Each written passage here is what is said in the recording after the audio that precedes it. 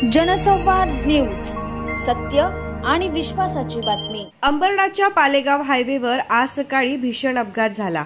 या अपघातात triple seat जाणाऱ्या बाईकस्वार तरुणांना कंटेनर ट्रकने चिरडल्याची घटना घडली।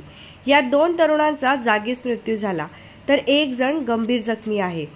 सत्यम बिंद आणि श्याम राजभर या 2 तरुणांचा मृत्यू झाला तर वैभव जाधव हा तरुण जखमी झाला आहे। आज सकाळी हे तिन्ही तरुण सकाळच्या सुमारास ट्रिपल सीट दुचाकीवरून प्रवास करत होते। याच वेळी पालेगाव डी-मार्ट समोर हायवेवर भरधाव वेगाने जाणाऱ्या कंटेनर ट्रकने जोरदार दुचाकीला धडक दिली। यात 2 तरुणांचा जागीच मृत्यू झालाय तर एक जण गंभीर जखमी झालाय। मयत दोन्ही तरुण वसारगाव येथील रहिवासी आहेत तर जखमी तरुण हा गायकवाडपाडा येथील रहिवासी आहे।